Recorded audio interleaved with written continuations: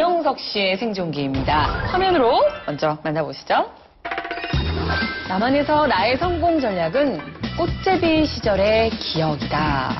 아니 이렇게 진짜 잘생기고 말끔한 청년입니다. 이영석 씨. 꽃제비 시절이 있었다는 거 믿어지지가 않는데요. 언제쯤 이야기예요? 제가 12살 때 이제 그때가 98년도였는데 그때 아버지가 갑자기 가족회를 여시더라고요. 근데 뭐 가족이 모여봤자 어머니죠, 아버지 3명 이제 놓고 이제 아버지가 식량 거러 중국에 가신대요.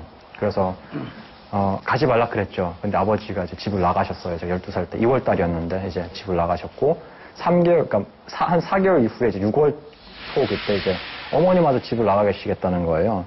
이유는 단순해요. 그냥 고모 집에 사리원에 있는 고모 집에 식량 구하러 간대요.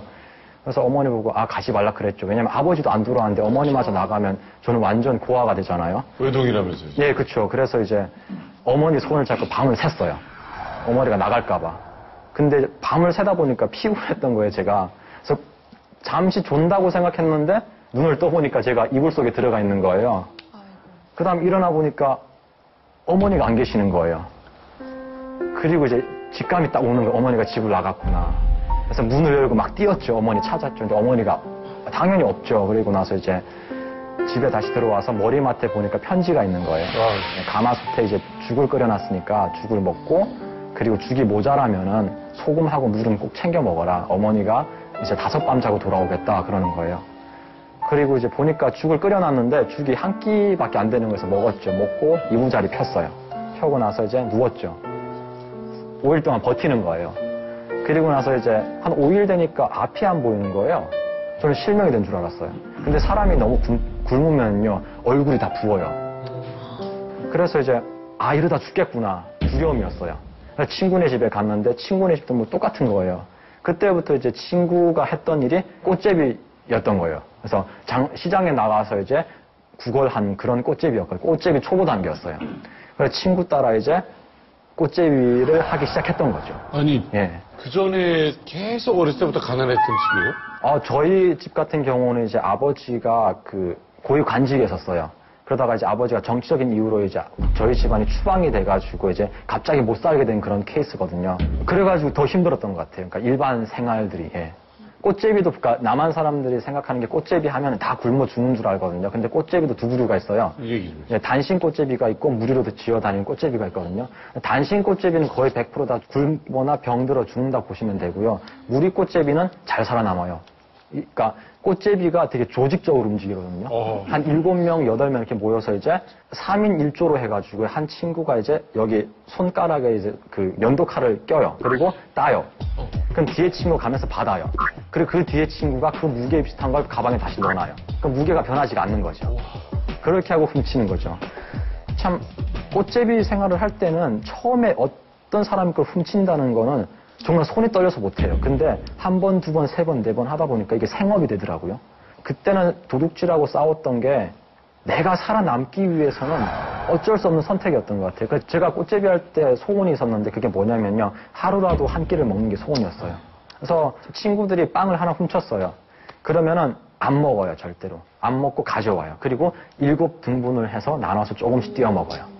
솔직히 자기도 배가 고프잖아요. 하나 먹고 그냥 아무것도 안 먹은 것처럼 거짓말을 할 수가 있잖아요. 근데 만약 그렇게 했다면 저희가 살아남을 수가 없죠. 왜냐면은 친구가 나고 나가 친구인 거예요. 그래서 친구가 어머니였고 친구가 아버지였고 친구가 형제였어요. 그렇게 하다 보면 이제 저희 얼굴이 시장에 알려지면 그 시장에 더 이상 있을 수가 없어요. 그러면 이제 옮기는 거예요. 다른 지역으로. 그럼 옮길 때 저희가 뭘 타고 가냐면요. 기차를 타고 가거든요. 근데 기차 뭐 출생증도 없고 뭐 통행증도 없잖아요. 그러니까 기차가 떠나기 전에 딱 매달리는 거예요. 몇 살 때라고 했죠? 그때가 12살 때죠. 12살 때부터 시작했죠. 저희가 12살부터 16살까지 북한 평양 빼고 거의 전 지역을 다녔어요. 기차 타고. 그 길에서 사는 거죠. 그 기간을 통해 제가 한 가지 배웠던 게 의리가 뭔지를 배웠고요. 그리고 어려운 상황에 이제 잘 정착하는 방법, 적응하는 방법을 배웠던 것 같아요. 그래서 한국 사회에 와서 이제 친구들 사귈 때도 많이 도움이 됐고요. 그리고 또 어려운 환경에 적응하는 데도 많이 도움이 됐던 것 같아요. 예. 부모님은 연락 안 왔어요? 그리고 나서 제가 이제 16살 때, 이제 그때 2002년도에 이제 경성이라는 곳으로 다시 갔어요. 저희가 이제 갔는데, 거기 가가지고 돈도 있게 생긴 사람들 가방 따고, 이런 도둑질을 하는 거죠. 그날도 이제 경성역에서 이제 막 사람 물색하는 중에 어떤 늙은 할아버지가 저를 부르더라고요. 갔어요. 가니까 이분이 하시는 말씀이, 네 이름이 이거 아니냐? 이러더라고요. 맞다 그랬어요. 그러니까 할아버지가 저한테 그때부터 아버지, 어머니, 아버지 생일, 어머니 생일 다 이야기를 하는 거예요. 근데 북한에는 참 신기한 게 교회하고 절은 없는데 무당들은 있어요. 점쟁이들이 있거든요. 그래서 전 점쟁이인 줄 알았어요. 그래서 누구냐 하니까 이분이 저한테 외할아버지다 이러는 거예요. 아이고야. 사실 아무리 세상이 좁다고 해도 길에서 어떻게 외할아버지를 만나요? 그리고 어떻게 여기에서 그것도 만나요? 그래서 말도 안 되는 거죠. 제가 난 당신을 못 믿겠다 하니까 믿으라는 거예요. 무조건. 그래서 할아버지랑 같이 집에 가재요. 그래서 제가 아니 갈 수가 없다 그랬어요. 왜냐면 나는 당신이 누군지 모른다. 꽃집이 생활에서 경계도 있고. 그럼요. 경계심이 엄청 강했죠. 그래서 친구들 보고 이제 저 할아버지가 누군지 모르겠는데 외할아버지라고 한다. 첫 번째는 외할아버지인지 모르겠고 두 번째는 좀 잘 살아 보인다. 가서 털자. 그러니까 친구들이 어차피 이럴 거 없으니까 콜한 거예요. 그리고 할아버지한테 갔죠. 가가지고 이제 나 혼자는 못 가겠고 다 같이 데려가면 가겠습니다. 하니까 할아버지가 그러재요. 저희는 왔거니 크게 한 건 하겠네 하고 기쁜 마음으로 할아버지 따라 나갔었어요.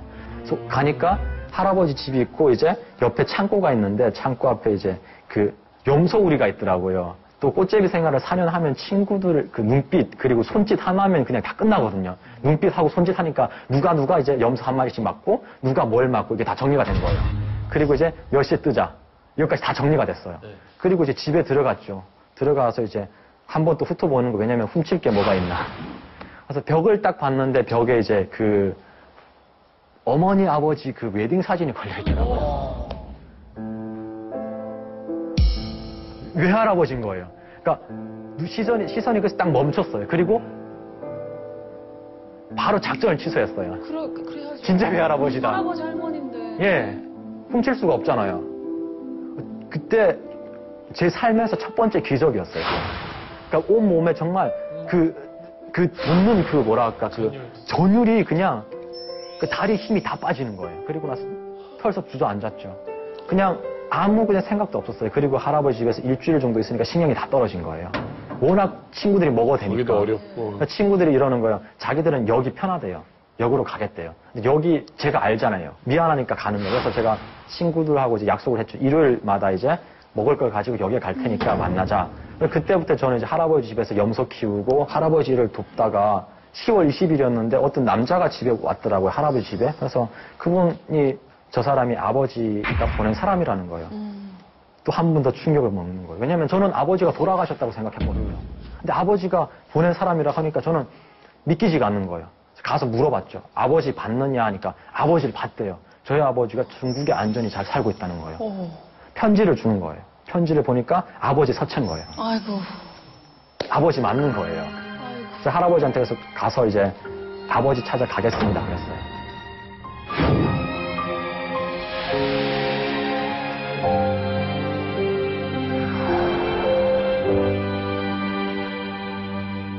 만났어요? 아빠는 못 만났어요, 거기서. 그 사람들이 저를 연변이라는 곳으로 데려가더니 사진을 찍게 하더라고요. 그러더니 한 일주일 지나더니 대한민국이라 쓴 그 패스포트를 주는 거예요. 여권을 주는 거예요. 제가 이거 뭐냐 하니까 공민증 같은 거래요. 네. 그래서 이제 알려줄 테니까 그 알려준 그 방향대로 나가라는 거예요. 네. 대한민국이라는 곳이 저는 중국 연변 같은 그런 마을인 줄 알았어요. 네. 그러니까 저는 남조선에 오는 줄도 몰랐어요. 네. 왜냐면은 아버지가 남조선에 있다 그러면 아마 안 왔을 거예요. 네. 근데 아버지가 중국에 있다 했으니까 이제 연길 같은 그런 마을인 줄 알고 갔죠. 그때 북한에 어떤 유언비어가 있었냐면요. 운이 좋아서 탈북을 하면은 100% 잡혀서 다시 북한으로 북송되고 정치부 수용소에 끌려간대요. 그리고 실수를 해서 남조선에 가면은 살 찌운 다음에 피를 뽑는데요. 그리고 이제 고기는 버린대요. 그러니까 왜냐면 저는 거지였잖아요. 꽃제비였잖아요. 그러다 보니까 그 기동량이 빠른 거예요. 저는 그게 또 배운 것도 없으니까 듣는 게 다 정보인 거예요. 그렇지. 그러다 보니까 이제 대한민국은 곳에 간대요. 그리고 제가 물어봤죠. 대한민국이 어디냐니까 한국이래요. 두 개의 이름이 있대. 우리가 별명이 있는 것처럼. 그래서 두 개의 이름이 있대요. 그래가지고 알겠다 그랬죠. 그리고 비행기 올라가서 절대 이야기하지 말고 누가 물어보면 벙어리 흉내내라는 거예요. 그래가지고 진짜 그 사람이 알려준 대로 했어요. 여권을 내니까 여권을 보더니 이 사람이 여자분이 눈짓으로 가라는 거예요. 위조일 거는 걸 아니까. 그 여자도 브로커였던 거예요. 이제 한 2시간 반이니까 인천공항에 오더라고요. 브로커가 저한테 비행기 타기 전에 어떤 이야기를 했냐면요. 이제 언어가 통하면 아버지가 거기서 기다리고 있다는 거예요. 비행기 문이 딱 열리니까 이제 스튜어디스가 저한테 이러는 거예요. 고객님 어서 오십시오. 반갑습니다. 이러는 거예요. 말이 통하는 거예요. 제가 그래서 북한말로 안녕하십니까? 이러고 막 뛰었어요. 진짜 아버지 빨리 만나려고. 그래가지고 막 사람들 따라가니까 이제 그 여권 이제 심사하는 거기 갔죠. 가가지고 이제 내니까 여권에서 소리가 나는 삑삑삑 소리가 나더라고요. 그래서 저를 쳐다보더니 이 사람이 뭘 눌렀나 봐요. 갑자기 앞에서 검은 제복을 입은 경찰이 2명이 오는 거예요. 그래서 제가 또 눈치가 빠르잖아요. 그래서 좀 이상하다 하고 도망쳤죠. 도망쳐봤자 공항에서? 공항이잖아요. 이 사람들이 뭐라고 말하면서 막 따라오는 거예요. 보니까 이제 경찰들이 막 나오는 거예요. 그래서 한 6명한테 포위됐어요. 잡혀서 독방에 들어가니까 이제 어떤 그 제복 까만 양복을 입은 사람이 들어오더라고요. 들어오더니 저한테 어디서 왔냐고 물어보더라고요. 제가 그래서 저는 중국 땅인 줄 알았어요. 일어서가지고 조선민주주의민공화국에서 왔습니다. 그랬어요. 그래가지고 이 사람이 너 여기 어딘지 아냐고 물어보는 거예요. 제가 여기 대한민국 아닙니까? 하니까 맞대요. 그래서 대한민국이 어딘지 아냐고 물어보는 거예요. 제가 그래서 중국이라고. 여기 한국 아닙니까? 이랬어요. 그러니까 한국 맞대요. 그래서 한국이 어디냐고 물어보는 거예요. 제가 그래서 이 사람 이상한 사람이다. 그렇게 생각했었죠. 그러고 아, 남조선하고 연결이 안 되는구나. 지금 안 되는 거예요. 중국의 한 지역으로 생각해요. 아, 그렇지. 저는 그때 어떤 생각이 들었냐면 인신매매 당했거든요. 북한에 그때 인신매매가 되게 많았어요. 그런 소문도 되게 많았어요. 그래서 인신매매 당해서 한국이란 곳에 왔구나. 그래서 제가 물어봤어요. 한국이 어딥니까? 하니까 이분이 하시는 말씀이 남조선이래요. 근데 그때 진짜 남조선이야 이러는데 남조선 이게 머리에 붕붕붕 오는 거예요. 그치. 그때 무릎을 딱 끌었어요. 끌고 나서 살려달라고. 제가 정말 잘못 온 것 같습니다. 다시 북한에 보내주십시오 하니까 이 사람이 하는 말이 올 때는 네 마음대로 와도 갈 때는 마음대로 못 가.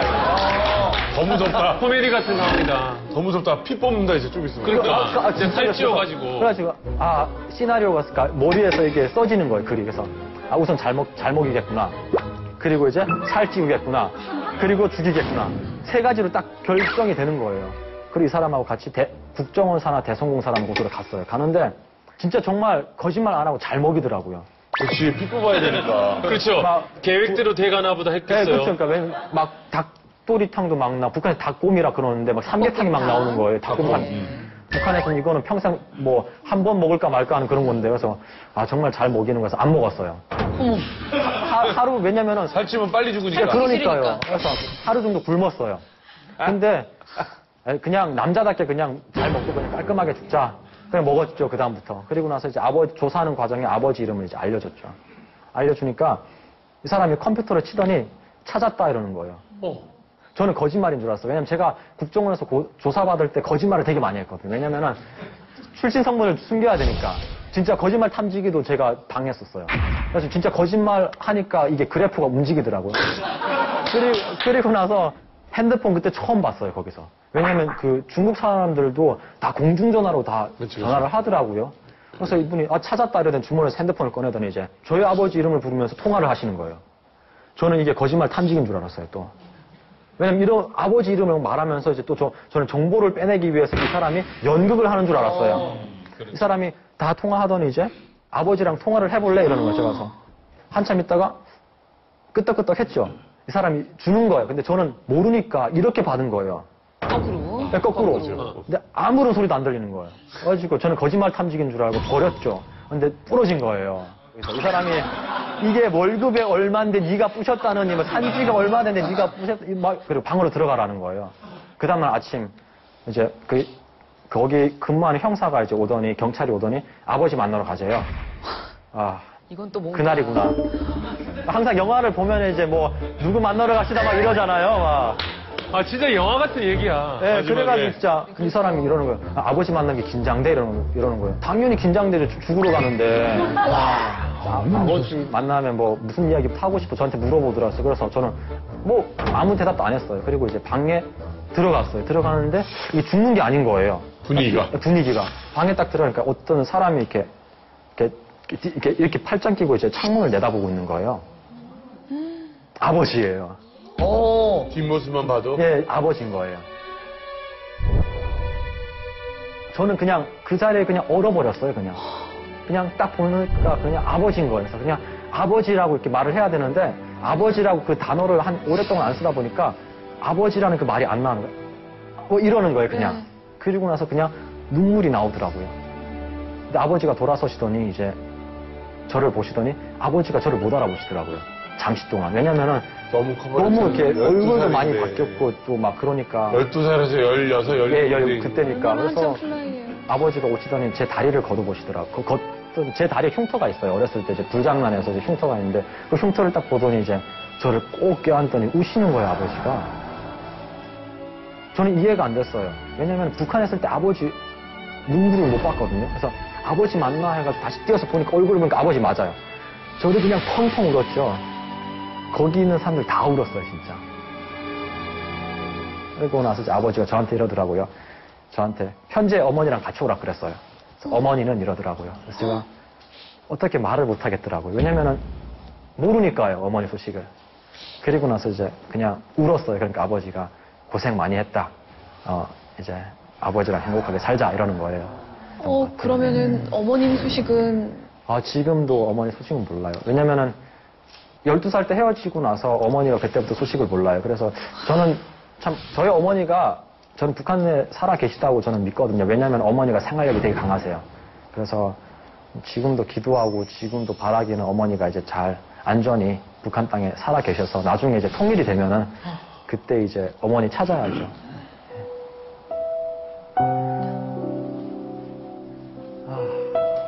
참 어머니랑 함께 살았던 시간보다 어머니랑 헤어져 있는 시간이 더 긴 것 같네요.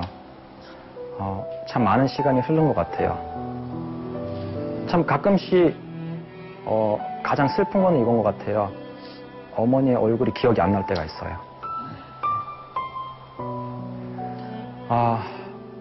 근데 그 느낌은 알 것 같아요. 길에서 만나더라도 얼굴을 기억을 못 하더라도 그 어머니의 느낌은 알 것 같아요.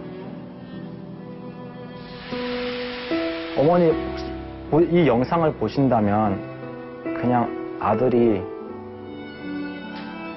한국에서 잘 살고 있다는 걸 아셨으면 좋겠어요.